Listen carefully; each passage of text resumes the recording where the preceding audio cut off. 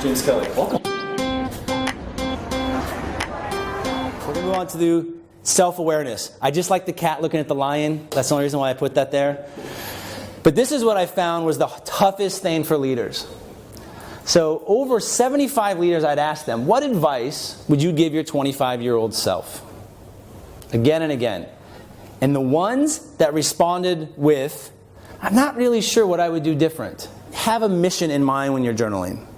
So a lot of times if I journal, and I don't do it often, my coach is here in the back, so thank you for coming, Caroline, I appreciate it. She asked me to journal, and I only just did it last night. So I own it. But one of the things when I think about journaling or anything I try to do is, what are my positives I did for the day? What are my negatives? And how am I going to do it different? If you just do positive and negatives, where are you actually growing? Because you already know what you did bad. What do you need to do different? And that's the important part. That's the evolution.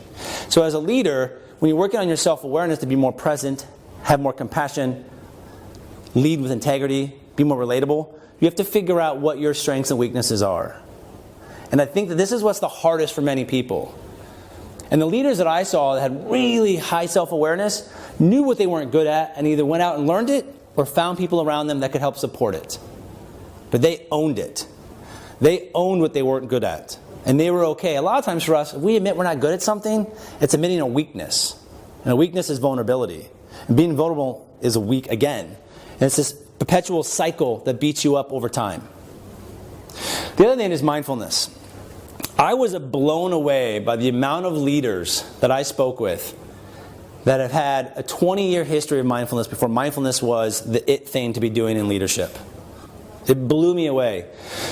There was a guy I interviewed named Joe Burton, and he opens up my book actually. And he was the chief operating officer of McCann Erickson World Group. So for anyone in advertising, that is $1 billion company or just shy of $1 billion. And he did this at 40 years old. He was COO.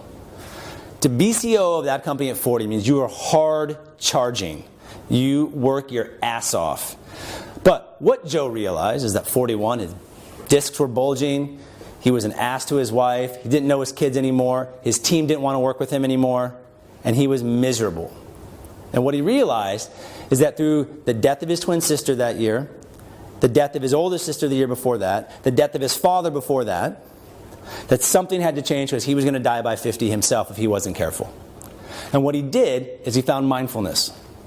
And at 42, he walked into the CEO's office of his company and he said, I'm quitting. And the CEO goes, you are stupid. You have the easiest job now the rest of your life. You could cruise to retirement. And Joe's response is, I am miserable. I am quitting. So he leaves.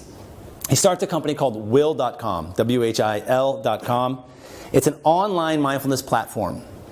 They've partnered with Google through a leadership component, the mindfulness leadership component. And now he works with a majority of the Fortune 500 companies 4 years later. Because he's following his purpose, living with integrity, has compassion for people. He's doing the things. If you meet Joe, he's the most relatable, likable guy you'll ever meet. That only happened because he took time to have self-aware and come up with a mindfulness practice. All right.